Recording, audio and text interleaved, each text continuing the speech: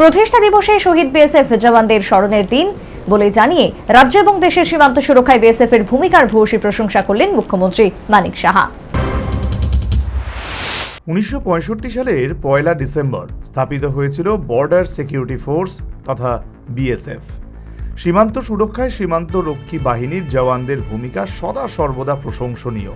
রবিবার যথাযোগ্য মর্যাদায় শালবাগানস্থিত বিএসএফ এর প্রধান কার্যালয় সীমান্ত রক্ষী বাহিনীর 60তম দিবস উদযাপিত। অনুষ্ঠানে প্রধান অতিথি হিসেবে উপস্থিত ছিলেন মুখ্যমন্ত্রী মানিক সাহা। এছাড়া উপস্থিত ছিলেন বিএসএফ এর ত্রিপুরা ফ্রন্টিয়ারের আইজি এবং অন্যান্য উচ্চ পদস্থ আধিকারিকবৃন্দ। প্রদীপ জ্বালিয়ে মুখ্যমন্ত্রী অনুষ্ঠানের সূচনা করেন। स्वागत करते हुए श्री पटेल के पुरुषोत्तम दास आईपीएस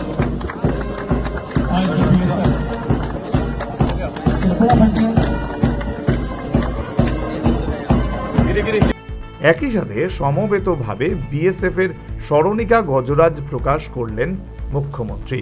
প্রতিষ্ঠা দিবসে শহীদ বিএসএফ জওয়ানদের স্মরণের দিন বলে অনুষ্ঠানে নিজ ভাষণে জানিয়েছেন মুখ্যমন্ত্রী মানিক সাহা।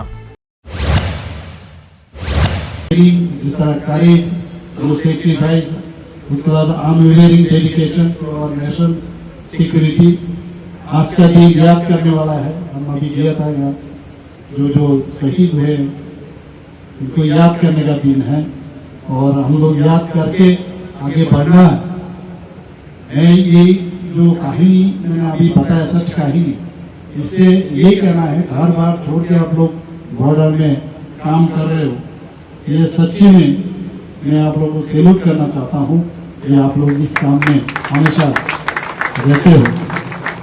स्मगलिंग से शुरू करके cross border infiltration, illegal migration, ये सब रियली प्रोफेशनलिज्म जिसको कहते हैं, एक्सेप्शनली प्रोफेशनलिज्म और रेजिलियंस एंड डेडिकेशन आप लोग हमेशा दिखाते हो। কার্যত বিএসএফ এর যে মোটো জীবন পর্যন্ত কর্তব্য, সেই মোটোকে সামনে রেখে এদিন সীমান্ত রক্ষী বাহিনীর 60তম প্রতিষ্ঠা দিবস উদযাপন করা হলো।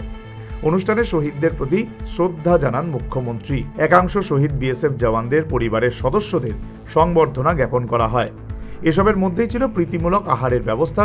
সর্বোপরি শালবাগানস্থিত বিএসএফ হেডকোয়ার্টারে রবিবার যথাযোগ্য মর্যাদায় সীমান্ত রক্ষী বাহিনীর 60তম প্রতিষ্ঠা দিবস উদযাপিত। অনুষ্ঠানে বিএসএফ জওয়ানদের সীমান্ত সুরক্ষা থেকে শুরু করে তাদের সার্বিক কাজকর্মের ভূয়সী প্রশংসা করলেন মুখ্যমন্ত্রী Manik Saha. Bureau report, news vanguard.